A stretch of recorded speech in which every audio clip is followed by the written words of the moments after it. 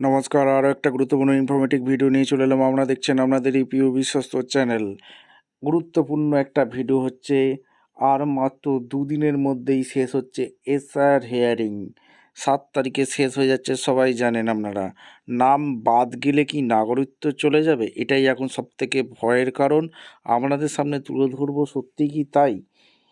এইমাত্র স্পষ্ট জানিয়ে দিয়েছে নির্বাচন কমিশন। কি হতে পারে আপনাদের একটা প্রথম থেকে শেষ অবধি বলবো। অবশ্যই গুরুত্বপূর্ণ ভিডিওতে যাচ্ছে, কেউ মিস করবে না।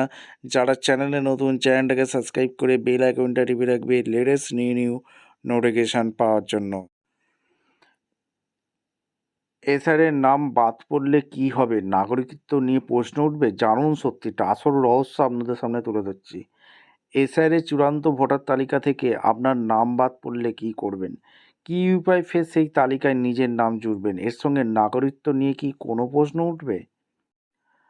9টি রাজ্য ও 3টি কেন্দ্রশাসিত অঞ্চলে এসআর স্পেশাল ইন্টেনসিভ রিভিশন প্রক্রিয়া চলছে।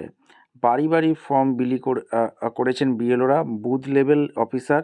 এর মাঝেই মানুষের মনে প্রশ্ন আসছে, কোনো কারণে যদি এসআর প্রক্রিয়ার পর ভোটার তালিকা থেকে নাম কাটা পড়ে, সেক্ষেত্রে কী হবে? নাগরিকত্ব নিয়ে কি প্রশ্ন উঠে যাবে? রইল এসআই নিয়ে যাবতীয় বিভ্রান্তিকর জবাব। আচ্ছা, আপনাদের প্রথম থেকে শেষ অবধি পার্টগুলো বলবো কী হয়েছিল প্রথম ধাপে। প্রথম ধাপে কী হয়েছিল, বিএলও আপনার বাড়ি পৌঁছে গেছিলো, ইনফরমেশান ফর্ম দেওয়া হয়েছিল আপনাকে। এই ফর্মের দুটি পার্ট রয়েছে, একটি পার্ট বিএলও নিজের সঙ্গে নিয়ে গেছে এবং অপরটি আপনার কাছে থাকবে, ঠিক আছে? 2002 ভোটার লিস্টে আপনার বাবা মায়ের নাম রয়েছে কি না তা এই ফর্মে উল্লেখ করতে হবে। করেছেন? যদি নাম থাকে তবে আর কোনো কাগজ আপনাকে দেখাতে হবে না। ক্লিয়ার হয়ে গেল? বিএলও আপনার বাড়িতে গিয়ে সেটি নিশ্চিত করে জানিয়ে আসবেন। হয়ে গেল? বুঝে যেতে। এরপর কি হয়েছিল, বিএলও আপনার বাড়ি গেলে তাকে কোনো কাগজ দেখাতে হবে না। ক্লিয়ার? আপনি সে সময় বাড়িতে না থাকলেও কোনো সমস্যা নেই। বিএলও 3বার আপনার বাড়ি গিয়ে খোঁজ নেবেন। বাড়িতে সমস্ত সদস্যের একসঙ্গে ওই সময় উপস্থিত বাধ্যতামূলক নয়। বাড়ির যে কোনো একজন সদস্য বিএলওর থেকে ফর্ম ফিল আপের প্রক্রিয়া বুঝে নিতে পারবেন। দেশের বাইরে থাকলেও কোনো চিন্তা করার দরকার নেই, আপনি অনলাইনেও এই এনুমেশন ফর্ম ফিল আপ করতে পারবেন। আচ্ছা, তারপর কি হলো?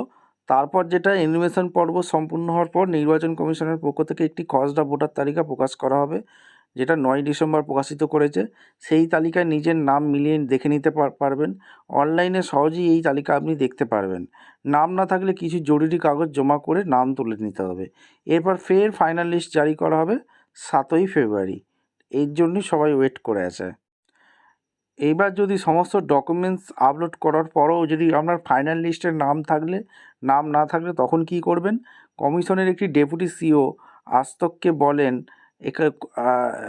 কোনো কারণে আপনার নাম যদি ফাইনাল ভোটার লিস্টে না থাকে তাহলে কোনো ঘাবড়ানোর দরকারই নেই।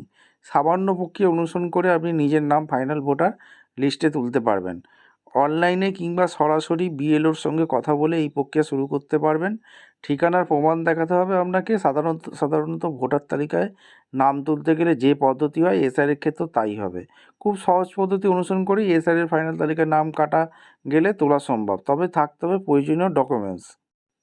এবার আরেকটা আপনাদের যেটা জানার বিষয়, কারোর যদি ফাইনাল লিস্টের নাম থাকে, অর্থাৎ 14 তারিখে যদি নাম না থাকে, তাহলে কি নাগরিকত্ব নিয়ে প্রশ্ন উঠে যাবে?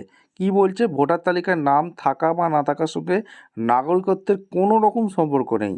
ভোটার কার্ড নাগরিকত্ব প্রমাণও নয়। ঠিক একইভাবে এসআইআরের ফাইনাল ভোটার লিস্টে কারোর নাম না থাকার অর্থ তার নাগরিকত্ব নিয়ে কোনো প্রশ্ন তুলবে না, ঠিক আছে? ক্লিয়ার করে দিলাম। খুব গুরুত্বপূর্ণ ভিডিও। ঠিক আছে? যারা চ্যানেলে নতুন, চ্যানেলটাকে সাবস্ক্রাইব করে বেল আইকনটা টিপে রাখবে। বিভ্রান্তি দূর হয়ে গেল। কোনো যদি প্রশ্ন থাকে অবশ্যই কমেন্ট সেকশানে জানাতে ভুলবেন না। দেখা হচ্ছে কোনো পরবর্তী ভিডিও নিয়ে। ধন্যবাদ।